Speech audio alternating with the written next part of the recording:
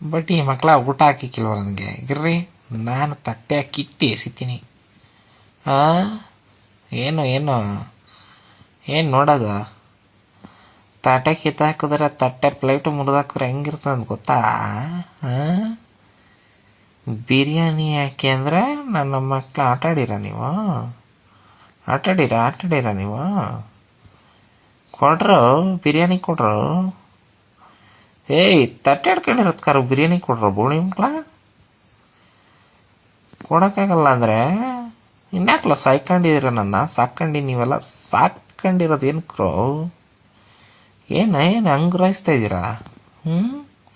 ಕೊಡಲೈ ನನ್ನ ಮಕ್ಳ ಬಿರಿಯಾನಿ ಕೊಡ್ರು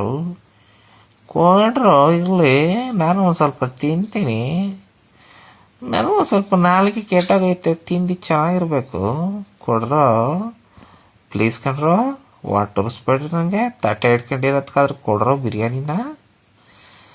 ತಿಂದು ಹೊಟ್ಟೆ ತುಂಬ್ಕೊಂಡು ನಾನು ಒಂದು ಸ್ವಲ್ಪ ಮನಿಕತ್ತೀನಿ. ಇವತ್ತು ಭಾನುವಾರ ಗುರಾಯಿಸೋದು ನನ್ನ ಮಕ್ಕಳ ನೀವಲ್ಲ, ಸರಿಯಲ್ಲ.